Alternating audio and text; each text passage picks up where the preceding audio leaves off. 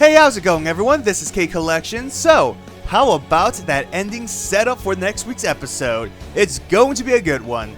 This breakdown is going to be a bit quicker than previous episodes since majority of the contents are the same with a few slight changes in dialogue, but there are some noticeable difference and added anime scenes, so let's get started.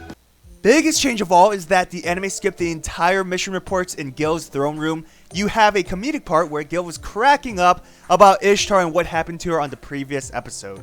The whole Nippur rescue mission was also discussed in the throne room, but in the anime it was Leonidas, not Gilgamesh, who told the characters about the mission.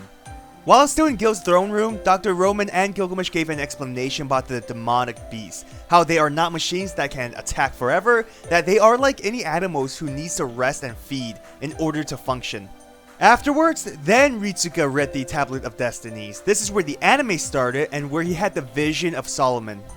So in the game, Ritsuka never really fainted. Instead, there were more discussions with Gilgamesh in the throne room about his vision. Instead, the anime pretty much skipped everything about Gilgamesh this episode except for that one scene with Leonidas. The whole Ritsuka fainting and talking to Merlin about London and how his first encounter with Solomon went was anime only. I like this, gives more information to anime only watchers, though I'm sure they will still be confused.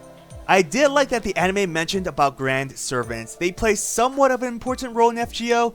Long story short, Grand Servants are 7 heroes that are the strongest within their class. They are summoned by the Counterforce, which is basically the world's defense mechanism.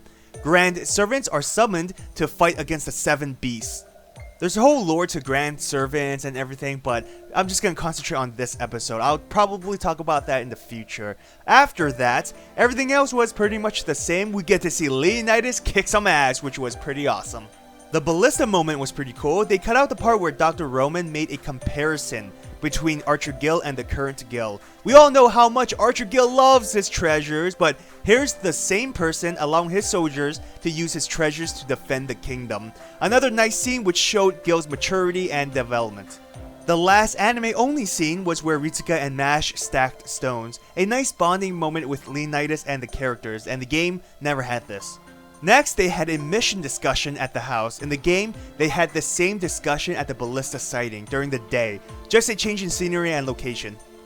Of course, there was the whole bonding moment between Anna and Merlin. It was a very touching scene. Both the game and anime were the same, but it was nice seeing it animated. I finally get to see Ushi fight a bit. First reaction was, oh my god, what happened to that cute face? Ushi looks like a psychopath, but hey, who doesn't enjoy feeling like a badass? Don't lie. You'll have the same face when you're like 20 levels above your enemy in a JRPG game.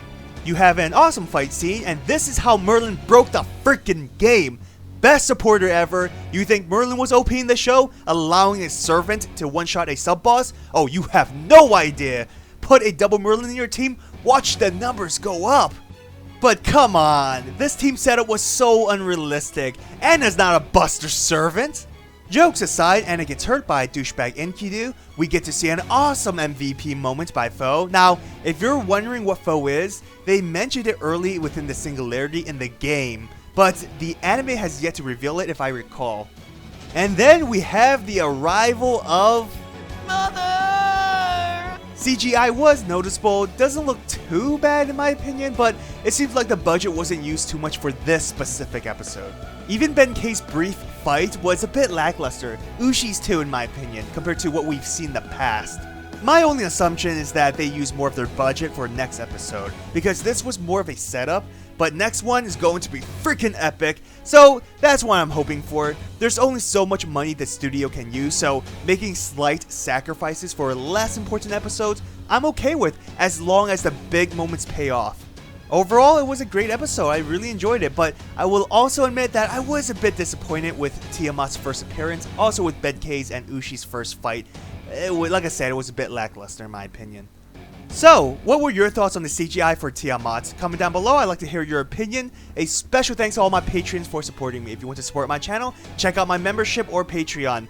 Well, I hope you enjoyed this video. If you did, hit that thumbs up and subscribe to my channel for more Fate content. Follow me on Twitter, Instagram, and join my Discord server. All links are in the description. Have an awesome day, everyone. Till next time.